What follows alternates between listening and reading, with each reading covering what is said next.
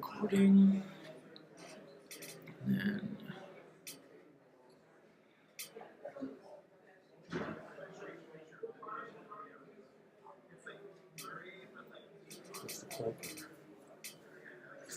That's mechanical?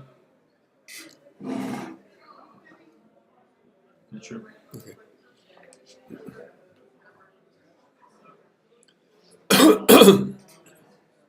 Give me 1 second more. Yeah, I will. Let's look at this going here. And this is, what's the name of this channel? It's called Periscope. Periscope.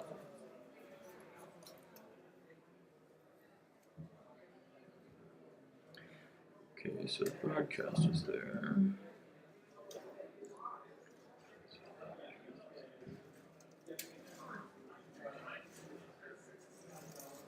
Okay, so I'll just, I guess, count you in or something. Ready? Ready? Live. Hi, I'm Ted Nelson, coming to you from the Internet Archive with the help of my friend James Risberg on this Hypercast. I'm going to be taking questions. You may want to turn that feedback down. And so James and I may both talk. So I'm going to look at some of the questions that people have sent in. Some of them are quite peculiar. Name one thing that the web got right. Well, one was making a lot of information available, unfortunately, without connections. How has God influenced your work? Well, I would say very indirectly, because I've been an atheist since I was 11. How do you think the open computing market, i.e. Bitcoin miners, will change things like healthcare? Who the heck knows? I think the Bitcoin enthusiasts are a little over-enthusiastic about how the public can use it, because most of the public cannot use Bitcoin. It's complicated. If you had to do it all over and had to change one thing about what you did, well, I would start by having accepted the offer from Vector General to sponsor Xanadu in I think it was 71. But I said, oh, I'm not ready. Bad. What is your greatest regret? Well, one is firing Roger Gregory in 1988. We would have had our hypertext out before the web.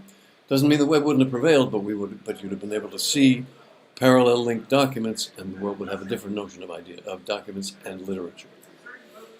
What do you think of Urbit's URBITS system?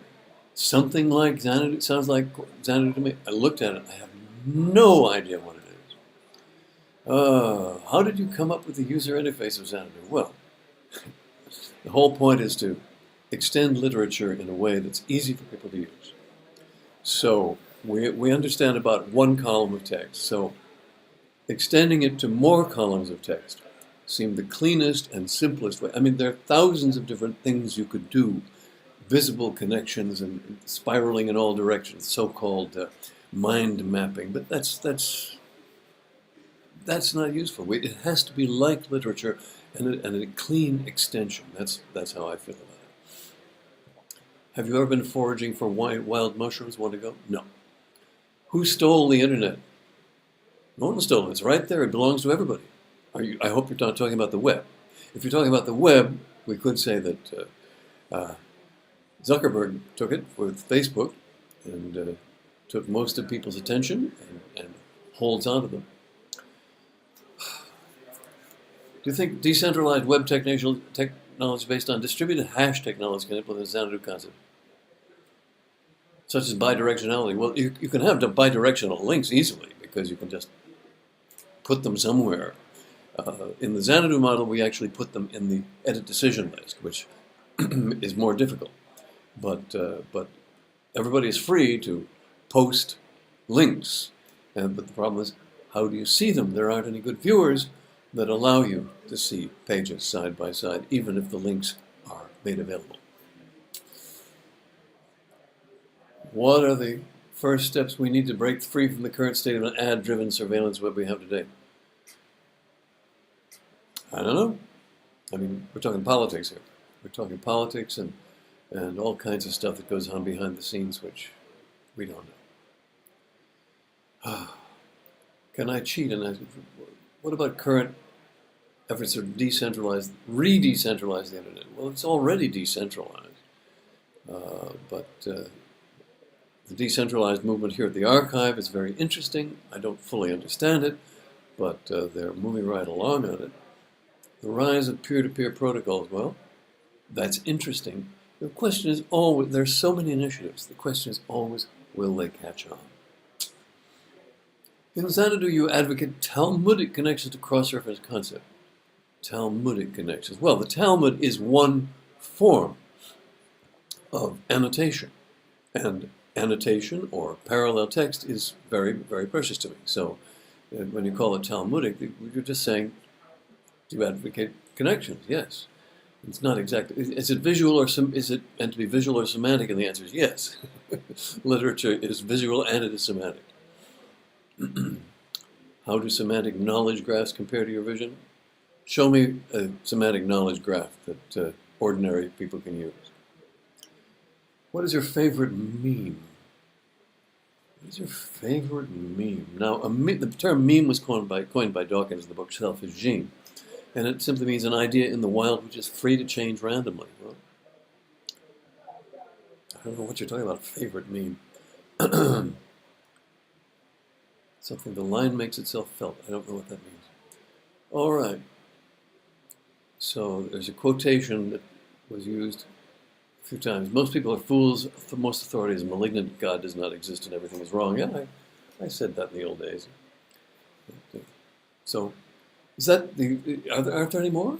That's the input. So we can freewheel a bit. Okay, we can freewheel a bit. James, what should we talk about? Well, maybe we can talk about memes a bit. All right. So he says, "What's your favorite meme?" Or general thoughts on mimetics as an extension of language. I don't know what that means. So, memes as an idea in the wild. Okay, get us going. I guess, should I? Yeah, pull it. Memes as an extension, or memes as an idea in the wild, that floats around. So Xanadu is a meme in some way, right? It can. No, it isn't. It's a trademark. Therefore, it doesn't float around. The concepts. The concepts. Okay, yeah. Yeah. So in that sense of concepts that are floating around, maybe are there powerful or interesting ones that have captured your attention at some point? Well, so much goes on, and I can only follow a little bit of it, and there are thousands of initiatives, and I don't know. Anything capturing your attention these days? No, I mean the two mailing lists I can't get off are the New Yorker and Steve Wozniak stuff. Some of which is from the Onion, and I think is awful, but a lot of this stuff is really good. And the New Yorker, well, it's hard because I'm a New Yorker myself. It's hard to get away from. Any more coming in? Yeah, we've got a couple. Maybe here's a request to unpack. You mentioned the difference between the internet and the web. Very interesting. And he's saying, hey, could we talk a little bit more about kind of your distinction between the My distinction between the internet. The internet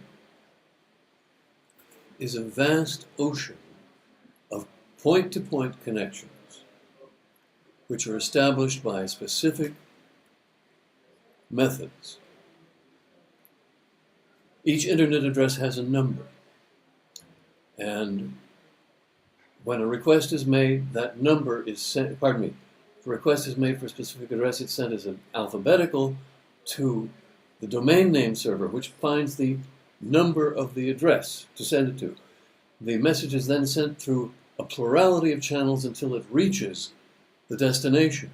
Then a two-way channel is established. That is the internet. And the two-way channel uses TCP/IP, which is the protocol stack created by Vint Cerf and Bob Kahn. So that's the internet. The internet is a vast ocean of cross-connected stuff. The web is a specific set of conventions for sending columns of text which originally could reformat, so you could make it bigger, and then the text would get bigger, and it would chatter down the lines. Now the web is a system of conventions, and people put in hard carriage returns. So if you enlarge something, you can't see the whole line, and they put in all this white space, and it's a system of conventions for stuff. And so the web is entirely separate. If you think of the internet as an ocean, then the web is boats that float on the ocean. Boats that float on the ocean. So we have one person digging into on our mimetic or meme topic, which was the concept of mimetic warfare, using ideas maliciously to infect the minds of people susceptible to them. Nothing new about that. Yeah. It's always been called propaganda, religion, lies, or telling the truth and trying to make people believe it. So as long as there's been history, people have been in mimetic warfare. There's nothing new about that. You think that this might be accelerating in the age of social media? Well, yeah, in the age of social media and lying governments, yes. There are all sorts of things going on. There are all sorts of things that some people will believe and others won't. And as always, finding the truth is the important thing, and how is the important question. Do you think that Xanadu type system would have assisted in establishing truth in that way? Well, we always thought that truth would bubble to the top. And that seeing how many lies there are going around in the world and cross-propagated, it's now very clear that many people do not want the truth out there. And Xanadu, of course, if it were available, would be one small channel, given all the stuff that's going around, because we have especially email and Facebook and Twitter and horrible politicians who use Twitter and all of these other forms of communication. It's all mimetic warfare. Do you still believe that the truth will bubble up to the top? Is that no? I believe that's changed. No, I'm not very optimistic. I hope the human race will endure for centuries more. I kind of doubt it. I think history may be reaching a climax. What does a climax imply? Like there's an unwinding? Well, but unwinding suggests orderliness.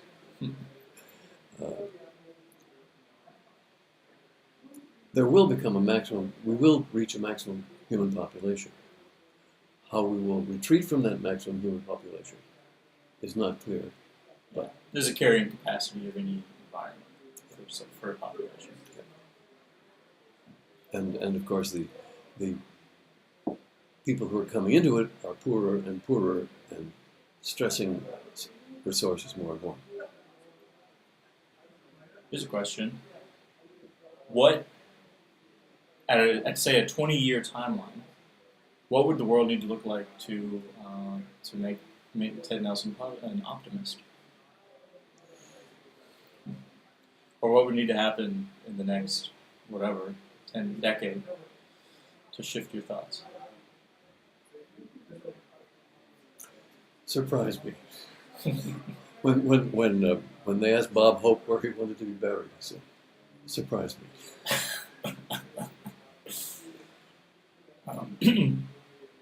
Here's a more practical question. How could a hacker get more involved with making Xanadu a reality? When you say a hacker, I presume you mean a good programmer. Well, once again, Xanadu is a trademark for a particular instantiation of the idea that I'm going ahead with, presently with Edward Betts in England, but anyone is free to use the derivative concepts and make an invitation and make something that behaves similarly. My friend Adam Moore on Vancouver Island, let's see, he has alf.io and says real soon now he'll have a system like it, and he has shown me some very impressive stuff, but it wasn't there the last time I looked. So my supervision span is exhaustive, but anyone is free to use the ideas. Real soon now is a phrase that I've heard you say before. Real soon now is a sarcastic expression used widely in the computer field to mean we don't know when, but we hope.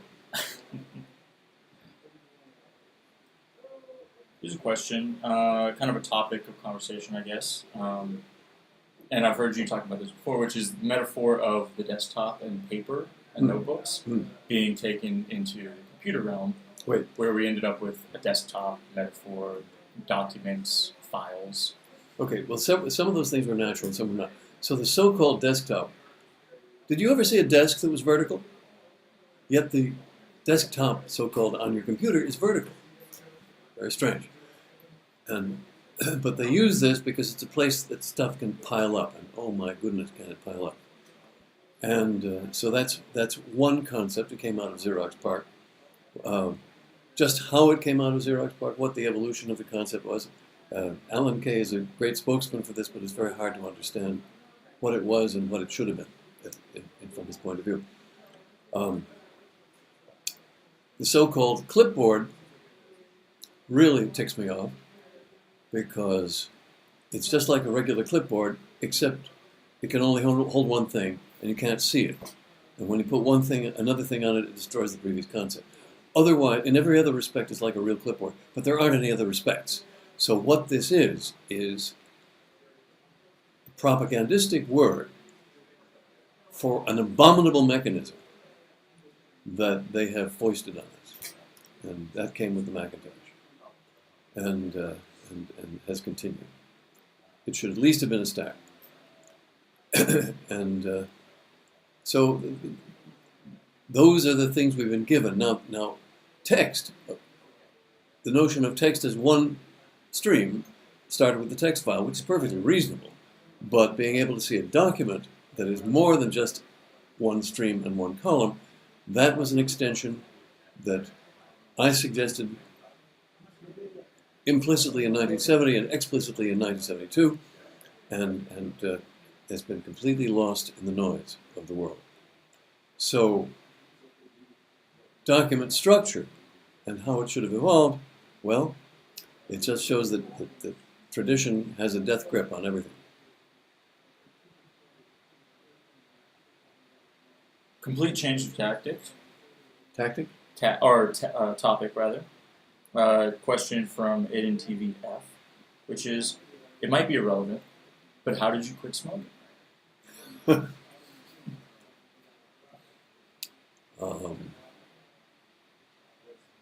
I was smoking 5 packs a day when I was 15. But now this is back in the 50s when everybody smoked. And I said, well, this can't go on. So I bought a book called How to Stop Smoking, and it said, you must quit now and forever. Swear off completely and stick with it. So on my 16th birthday, I quit smoking for 2 weeks. And this happened repeatedly, so I know I will smoke again. Now, I took strategy at Harvard with a great, great professor, Thomas Schelling, who later got the Nobel Prize. He said I was his favorite student, and he gave me a copy of Red Alert. He had lunch with Terry Southern and Stanley Kubrick to script out Dr. Strangelove. How would they start World War III in Dr. Strangelove? And he gave me a copy of the book Red Alert, which they used as the jumping off point for Dr. Strangelove. So anyway, Schelling said we can't attack Russia and we can't disarm. Nobody wants nuclear war. Russians don't want it. We don't want it. So what is the best thing we can do given the circumstance that we can't disarm and we can't attack? And his suggestion was give decision makers the most time and the most information. Hence, the hotline between Moscow and Washington. So that we could say, hey, did you mean to do that? Is that an attack? And this may have saved us from nuclear war several times. When Schelling got the Nobel Prize in 2003, I believe he began by saying, the most important event of the 20th century was one that didn't happen, meaning nuclear war. So he may have prevented nuclear war in that sense. So how did I adapt this idea to quitting smoking? I said, well, I can't quit forever. I know I'll smoke again. So what can I do to smoke less and make the smoking bouts shorter and further apart? So my solution was, I don't promise never to smoke again. I only promise that I must end a smoking bout by eating a cigarette. Every grain of tobacco. And it's absolutely horrible and makes the experience so memorable that I'm able to stay out for 6 months or a year, and lately for a year and a half. So that was my method of quitting smoking. I told it to a number of people, and nobody I know has adopted it. Works for me. That's interesting. Do you have any other shelling stories? That you might Shelling share? stories. Yeah, he recommended me to the RAND Corporation. I wanted to work at RAND, but I found the letter recently, but there was no follow-up. I guess I didn't follow through. And he was amazing because he would smoke. Oh yeah, he would smoke during his lectures. But his lectures were marvelous because he wouldn't ever pause. He wouldn't ever say He would pause in mid-sentence. And he would hang on it. He was a great speaker. And when I last saw him again, I visited him in Harvard, I believe, in 1987. And he said, well, I'm not working on issues of nuclear war anymore. I'm working on issues of self-command, like how to stop smoking. And I told him my method, and he was astounded because it was a pure shelling method that he hadn't thought of. Any other pure shelling methods you've devised for self-control? That's the only one. I don't have that much self-control problem just in that particular area.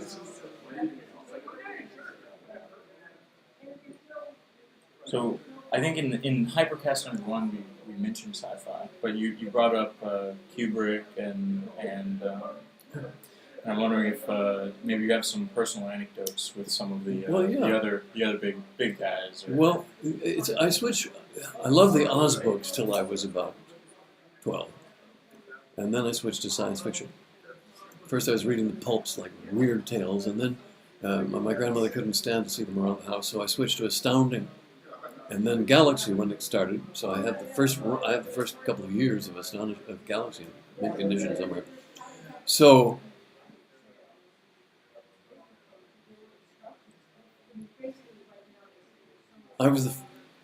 my favorite author when I was 12 was L. Ron Hubbard. This was before Dianetics and Scientology. And there was a story that practically made me weep. It's called To the Stars, about a young man who's hijacked on a star freighter and comes back 2 weeks later in his own experience, but the girlfriend he left behind is an old woman. And that broke my heart. Reminded me of my grandmother. And also stories of books of his Typewriter in the Sky and Fear I liked very much. Then I got into then in Astounding I was fascinated by John W. Campbell. Now Campbell edited Astounding Science Fiction. Campbell supposedly reinvented science fiction in the 1930s and wrote some of the most important stories. So he's made editor of Astounding on the condition that he not write anymore. So he would tell his stories through other people. I heard Isaac Asimov talk about how, well, I then met Campbell at a party in January 91. Freed Bales of Harvard said, I went to this thing last year and I don't want to go, but you might enjoy it. So I went, and there was John W. Campbell and, can't think of the name of the author, and Isaac Asimov. And Campbell is reciting his old editorials, and Asimov couldn't have looked more bored. Hal Clement. And at one point, I spoke to him. I said, Mr. Asimov, soon we'll be reading and writing on computer screens. And the great futurist said, yeah, sure. So that wasn't part of his future. I did hear him speak at another WorldCon when he talked about how Campbell had recited a story to him, and he had written it up and submitted it, and Campbell had accepted it. Well, Campbell took me to lunch and recited a story to me, and I didn't pick up the bait. Maybe I could have become a science fiction author. But again, there's so many competing projects and objectives in one's life. So those are my science fiction stories. Here we go. Something I've heard you talk on when I first met you, actually, which was elaborating on the connection between interactive screens and cinema. Well, it's very straightforward. See, I thought I was a filmmaker, and I'm very proud of my own little film called The Epiphany of Slocum Furlow, and it's on the web. The Epiphany of Slocum, S-L-O-C-U-M, Furlow. So, I made a half-hour a comedy when I was in college, and I thought it was quite successful, and thought of myself as a filmmaker, but what would be the next stage of film, I wondered. And then when I took a computer course in 1960, you could put interactive screens on it. Holy smoke, that's the next stage of cinema. The interactive screen will be the next home of the human race. I was right. Now we have interactive screens on computers and on cell phones, and on everything. So that's essentially the connection. But to me, it's cinematic. Now, in cinema, in a movie, you have to have a director. You have to have someone in charge of the overview. In software, nobody's in charge of the overview. They have so-called user experience guys who come in and knock on the door and try to change little parts of it. But you don't have software directors, and that's why software is so terrible. And guys who are delegated to write the... see, most of it is interacting with a database. It pretends to be interacting with you.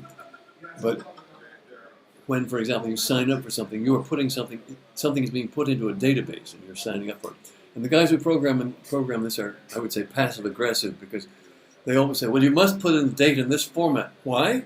Because with one line of code called a regular expression, they could change to any format. So this is it seems to me punitive on the part of the programmer. Nobody's in charge. Nobody's in charge of the user experience.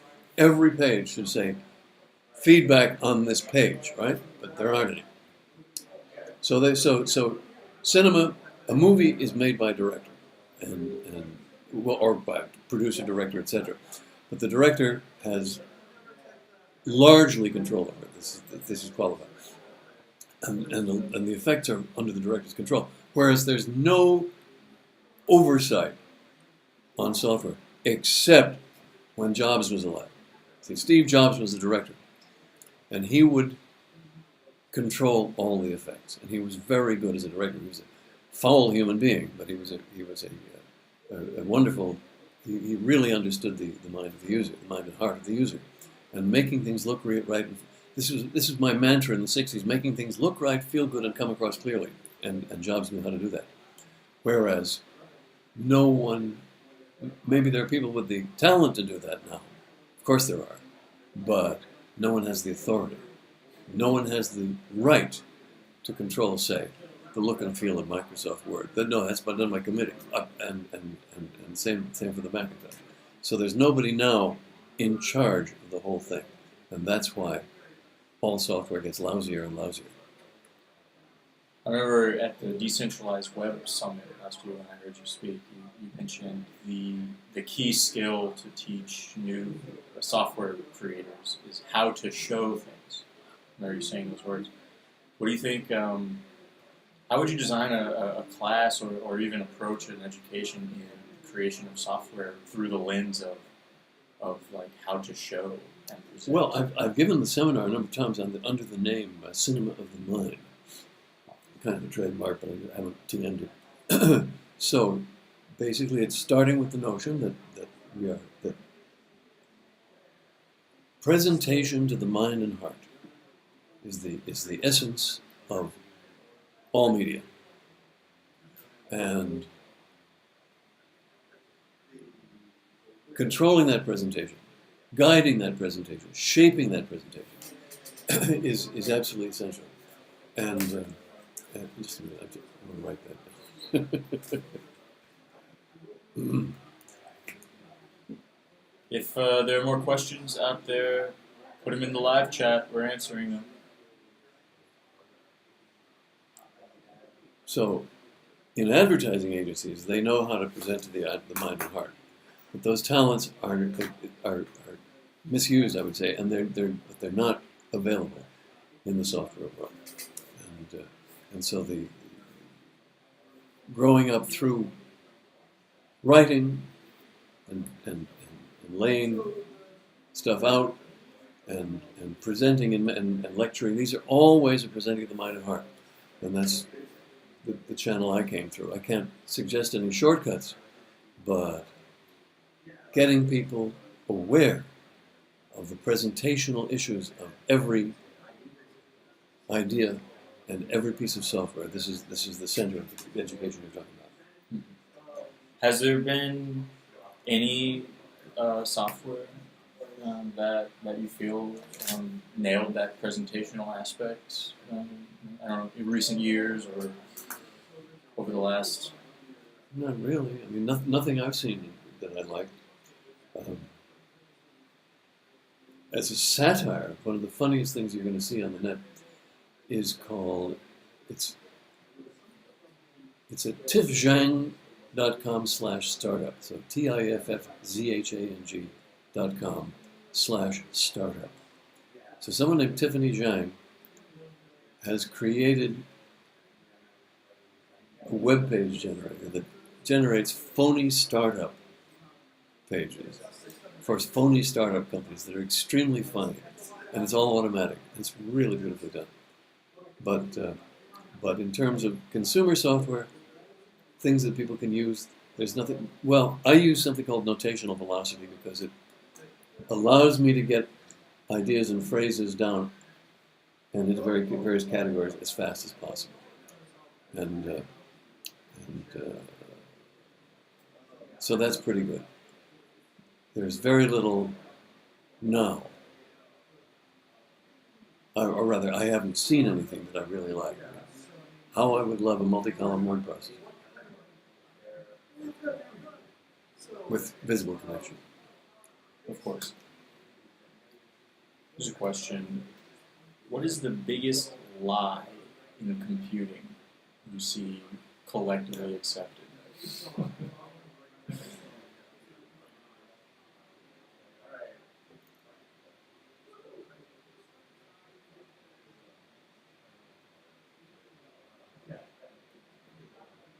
It's not explicit, but pretending that something is going to be easy, because almost nothing is easy now. Almost nothing is cleanly designed, and it's all very hard to do. But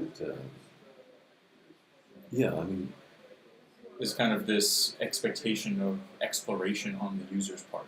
They just have to come across how this thing works. Yes, the horrible apps on the cell phone where you have to poke around. And then memorize shortcuts. It's just horrible. I compared it to being locked in a closet with goats, because you're wrestling with intrusions, and so finding out and remembering how things work in the so-called apps. And of course, these apps are developed by anybody, and most people just aren't good at it. Aren't good at the presentational aspect.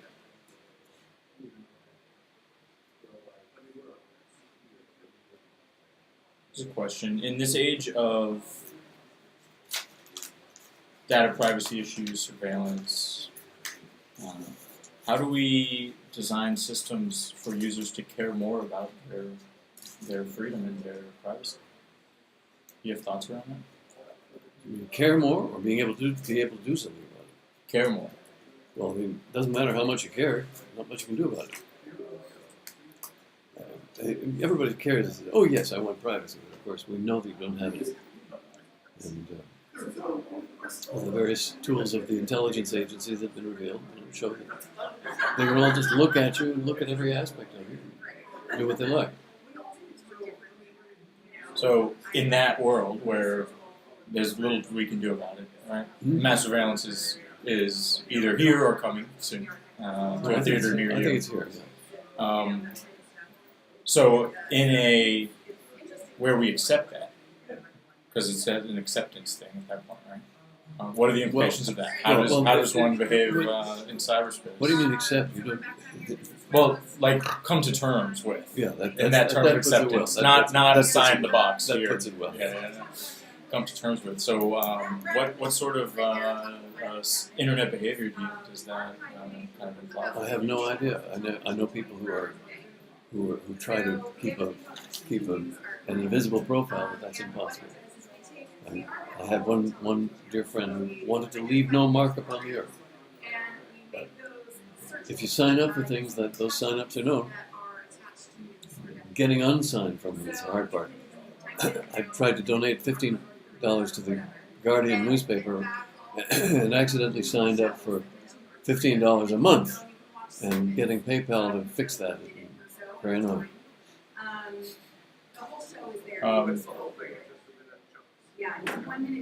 Do you remember coining the term intertwingularity? No. I mean, I coined the term intertwingled, from which intertwingularity is developed. But I don't remember. I guess it was in the 60s, but I don't know. Just a comment on the inspiration for the word, and do you remember the context? Well, no, I'm always combining words. I'm always making up words. I have lists of hundreds of funny words that I consider funny, but if I tweet them, there's no response. So. Nelson words. Yeah, Nelson words, yeah. Nelson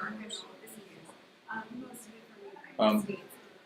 Question about Xanadu in an augmented reality sense. Did you ever envision Xanadu as an overlay over your vision? No, but you're welcome to do that. In other words, I'm not thrilled by augmented reality, which I thought of independently in the 60s. There's a slide I made that shows something with glasses, semi-silver glasses, and a pair of CRTs here, like little devil's horns. So you could overlay what you saw in the world with images from the CRT. I didn't know that Minsky had already done it. Anyway, it's another expensive piece of gear, which, if you provide an interface to it, that's fine, but that's additional work. So I'm all for it, but once again, certainly my attention span is exhausted. Question around operating systems. Operating systems, oh boy. What do you use and why? I use the Macintosh because it's clean and has a number of interesting features, and pardon me, a number of useful features that I'm used to. I bounced from the Mac to Windows back. I used the Mac System 9 back in the 80s and 90s, and then bounced to Windows for I forget what reason, because the Mac was getting so hard to use, and System 9 was really getting worse and worse. And then at the suggestion of Brewster Kahle, the founder of the Archive, I switched back to the Mac in 2011, and it's been much easier. That's all I can say. Windows XP I thought was the last good one, and I sometimes run that on my Macintosh under VMware. But that is... I haven't done it lately. I'm scaling back all the things I'm trying to do because I'm so busy. What keeps you busy these days? What keeps me busy? Trying to downsize. I'm still coping with my late wife's stuff. And scanning, but also getting rid of things that I would wish I could keep. Takes a lot of time. And how about projects for the future? What's on the horizon? I have no projects from the horizon for the future aside from Xanadu. So just too busy. Here we go. If we had a machine that could simulate our world, To what level of precision, please? If you're living in a simulation currently, Ted, would you prefer to go and live in the real world or stay in a simulation? Or even more broadly, thoughts on simulation theory? What a delirious question.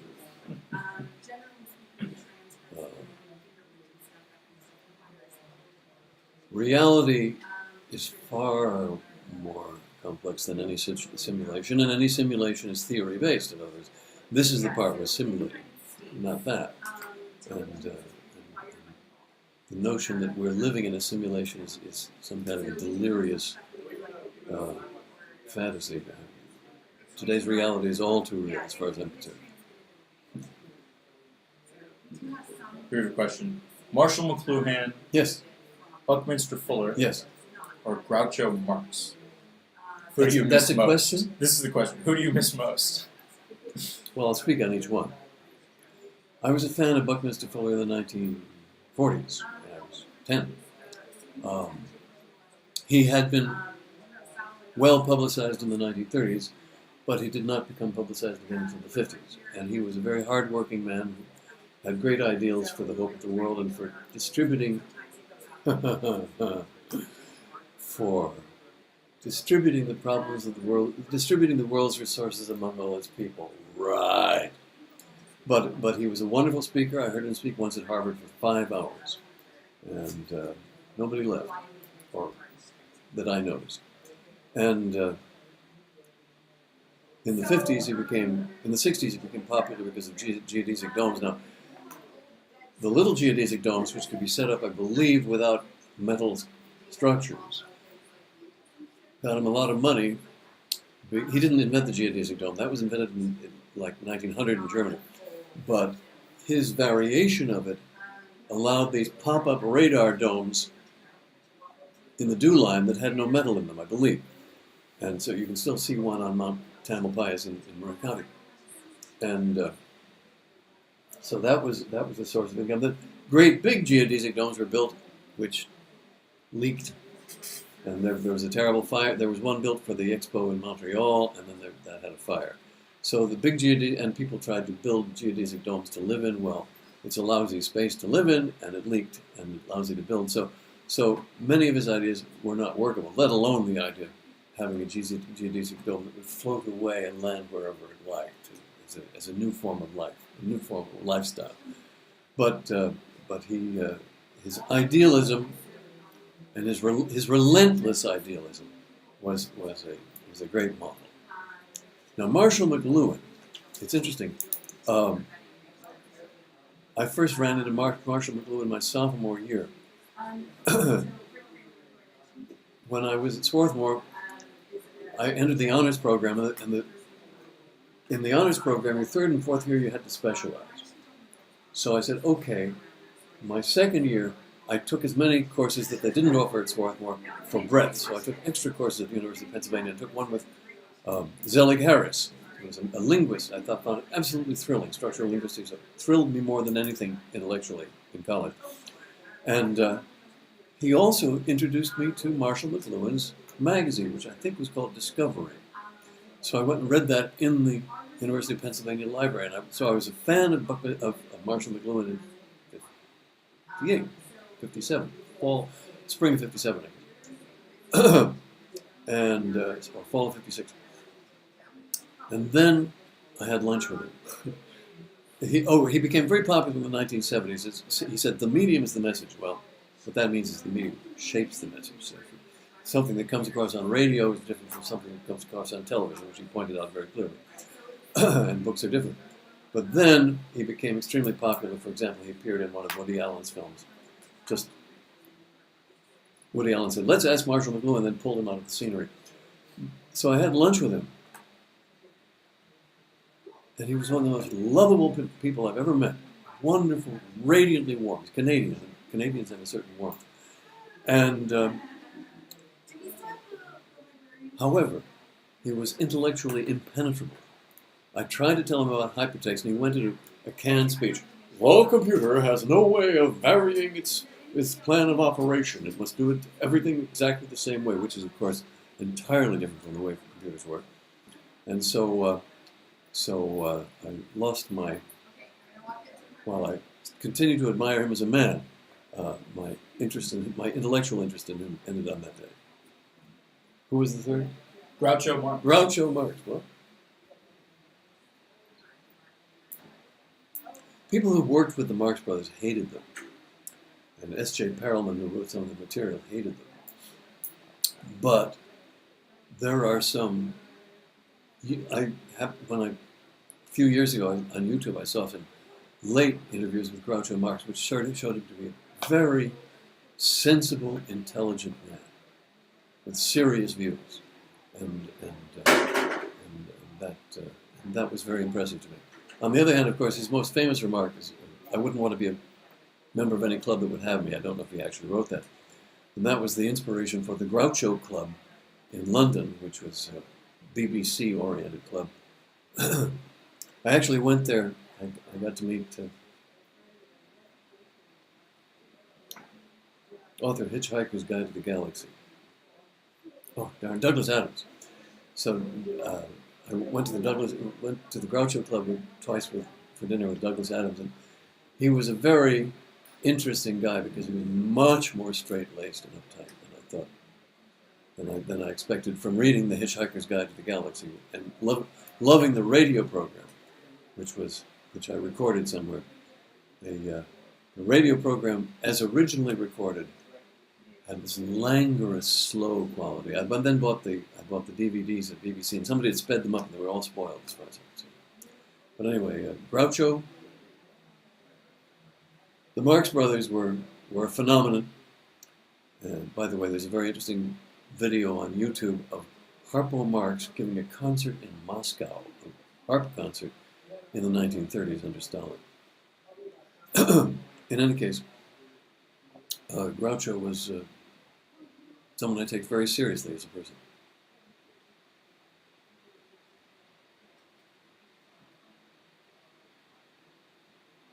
That's interesting. They added Douglas Adams, but you brought him up anyway. Okay. Ideas around philosophy, how it got you where you are, and its role moving forward.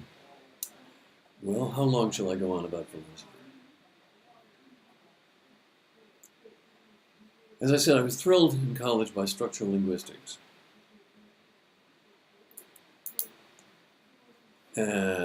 Where they had figured out what languages have in common. And what languages have in common is phonemes, morphemes, and morphophonemics. And I won't go into what those are, but those are finding the component units of pronunciation, the component units of words, and how they're assembled. Well, that got me interested in structure and abstraction. So I took a course with a very charismatic professor named Michael Scriven, who was brilliant and arrogant. He understood every word I said, which no one else ever had. And I pretty much understood him. And he was of the Oxford Analytic School of Philosophy, though he's from Australia. And he always had the best-looking girls in his convertibles, which was not a problem in the 1950s. In any case, I was a philosophy major, but my paper for Scriven was about abstraction and finding the structure inside that there is a structure of units and relations in everything. Now that's a pretty broad realization, and so I proceeded with that, and so my philosophy, which I called General Schematics, and have failed to write up as a book, although I've tried numerous times. First I was calling it Truth, Man, and Choice, then I was calling it The Whole Thing, then I was calling it, I don't remember, but it's about the abstraction of the structure of units and relations in everything. So the structure of units and relations in strategy. Now this goes back to Schelling. Schelling talked about all kinds of maneuvers that can be played, that can be done by different parties. So I wanted to create an abstract structure of strategics based upon the units and relations of maneuvering. I wanted the abstract structures of representation. So what are the forms of representation? Holy smoke. So this was an enormous topic. Now, this paper then became the backbone of my PhD thesis in Japan called Philosophy of Hypertext. And that's available from Amazon. And or from Lulu. And essentially how trying to represent things as structures and relations is extremely difficult, and finding the boundaries of any subject is extremely difficult. So that mapping all of these things to a hypertext structure became the question when I was designing Hypertext. Oh my goodness! So that's a brief summary of the philosophical aspects of what I've been involved in. Do you see philosophy now and into the future? Well, a year or two ago, I saw some philosopher complaining that philosophy is now so compartmentalized that this person could not understand other philosophers in the same domain she was in. So there are no unifying philosophies now. I think mine was the unifying philosophy, but what the heck. Going back in time, I've rediscovered Heraclitus. So Heraclitus left behind many quotations in Greek. The most famous is that you can't step in the same river twice because it's changed all its molecules. and so all of them are about the complexity of the world, the swirling complexity of the world, which I like the term swirliverse, which I coined for this. The swirling complexity of the world and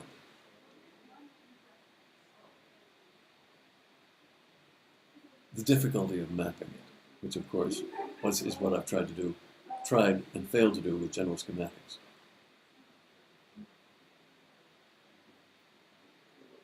Are there other Are there other big ideas that you see currently in the world that you believe should come to fruition, or whether that's a project being built, or whether that's an effort, a social effort that you believe in? Right now, I don't believe in much. I hope the human race gets through to even 2050, but I'm not optimistic. And there are many idealistic initiatives, and I wish them all luck.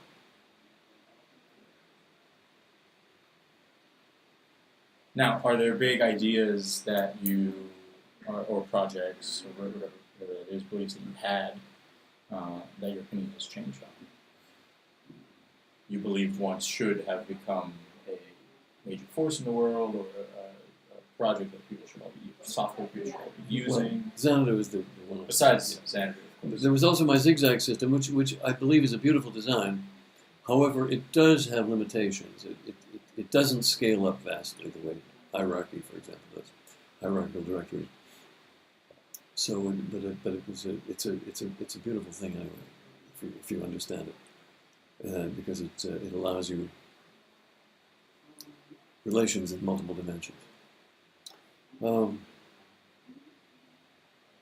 Again, people are fascinated by their own ideas more than by other people's, and I'm no exception to that.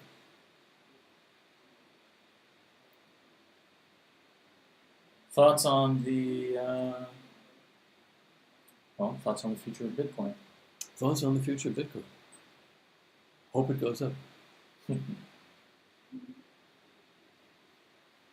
What was the interplay between ZigZag and Xanadu? Was ZigZag meant to back Xanadu? Oh, if I could, if I had a team at the time, I would combine them. So the ZigZag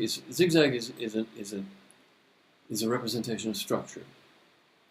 Xanadu is a representation of literature. So you could have in the same way that you can embed spreadsheets in Word documents or things like that Microsoft does. You'd be able to embed little structural units inside text, and I called that utmost or UTMOS.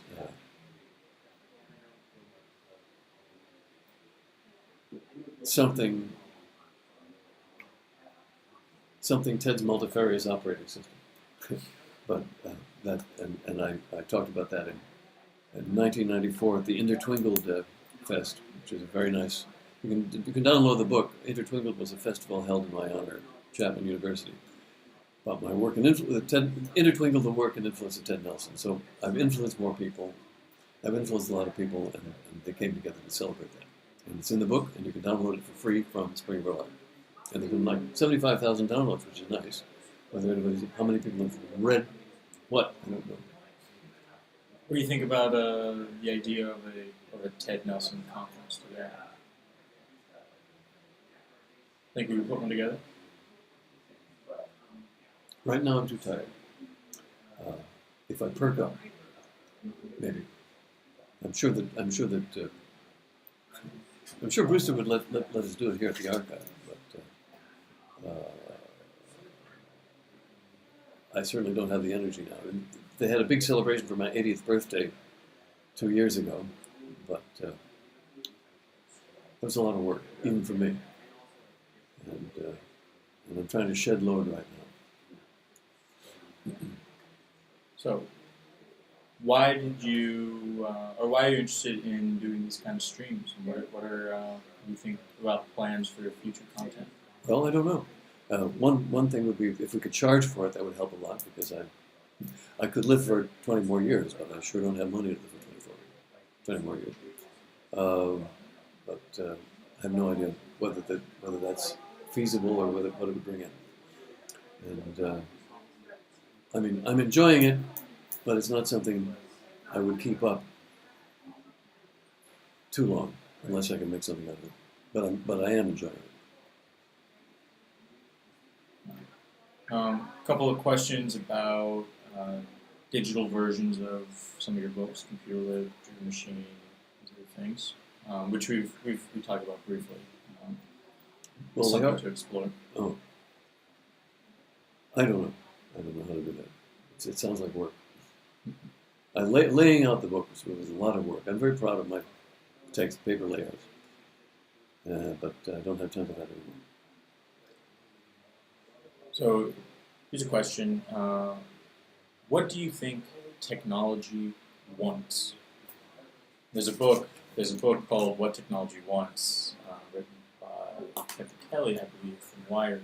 So that's definitely the inspiration for the question. I have no idea what that means. What is that question? What could that question mean? That's like saying, what do automobiles want? I mean, do you think there's an answer to that? Well, I suppose no. It means that users of automobiles would want gasoline and highways. I don't understand Kevin Kelly and his attack on me in Wired in 1995 still smarts, but I have no idea what such a question could possibly be. Here you go. What are you enjoying lately? What's been fun? Moments or experiences? Some social evenings, some social times.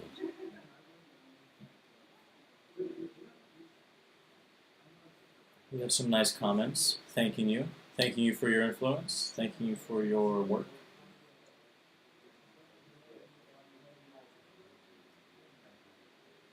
Well, question about music habits. Well, lately I just have a smart speaker and I tell it to play the music station. I would select more things, but I don't have time. But I wish there would be a. I like to listen to classical music, but something like KDFC in the Bay Area plays the top 100 Warhorse classics. I would like to listen to a classical station that does not play the top 100. It plays less known classical type music. The bottom 100, maybe. No, there's no bottom. It's fan out, obviously. But the next 900 or 400. But here's a question: what do you and I disagree about most? You and I? Yes. Two of us? I have no idea. And I don't think we want to get into that now. Yes. Are there other thinkers that you out there doing good stuff today? Probably. You think? I don't have time to look. That you can think of that you. I don't have time to look.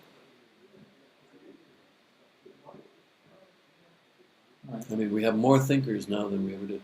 It's interesting to look back. A name that keeps coming up that I heard in college is Peter Abelard, who in the 11th century was the most electrifying speaker in Europe. And he lectured everywhere. And then what the part that most people remember is that his girlfriend's kinsman castrated him, and which was Unpleasant.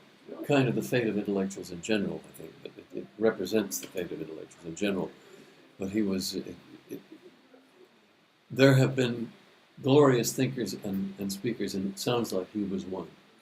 But and he spoke all over England, over Europe, I think in England too. And there have been many influential thinkers over the years. Plato seemed to be silly because he thought there was an ideal of everything. There's certainly no ideal cat. That's a matter of evolution. Whether there's an ideal state is arguable, and so forth and so on. Then Aristotle was an enumerator, and I had a friend who claimed that the reason that Aristotle was accepted by the Catholic Church, by the way, that's what St. Thomas Aquinas worked on, was getting Aristotle accepted by the Catholic Church, was that that Aristotle justified hierarchy and thus justified the structure of the Catholic Church. But there are many, many thinkers, and there are many more thinkers now than quote thinkers now than ever before. In the 40s and 50s, people could be referred to as a thinker, but not anymore. I like to think of myself as a thinker. And a philosopher or a thinker that I've heard you mention is Epictetus. No. If I did, I've forgotten who it is. The Heraclitus. Or Heraclitus, right? Yeah. Heraclitus is the guy who said that the world is a swarming place of constant change. You can't nail it down or stop it. And even to describe it is, well, I would say extremely tricky, but that's what I was trying to do with general schematics. I think we may be coming toward a close. Anything? Thoughts on Alan Watts, other thinker? Alan Watts? Well, he was a popularizer of Zen Buddhism, is all I know. He had a ferry boat, which is near where I now live, in a houseboat. And he was said to have given great parties. And I've heard gossip about him that I won't repeat. But and he was apparently a great speaker and radio personality. Yep. Okay. Yep. We're around an hour here. Okay. And we're slowing down. Unless you want to maybe finish on a high note, which is last question, right at the buzzer. A few words on love. A few words on love.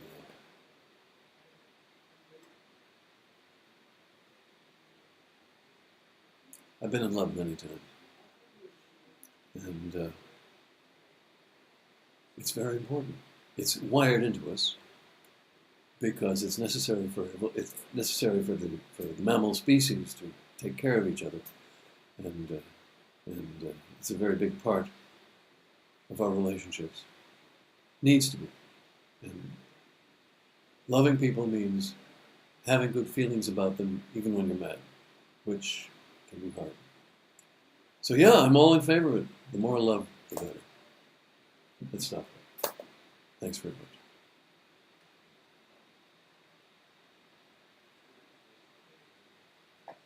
Done? Excellent. So tomorrow you'll bring this on a stick. Yes. Okay. Fun. Ted Nelson Conference. Yeah. Well. I had a few people on Twitter asking about a Ted Nelson Conference. And that's more and more people asking about. I'm going to do some research on the digital books, because if because it's digital, it may not require any reformatting, because the page size is not. It can be anything.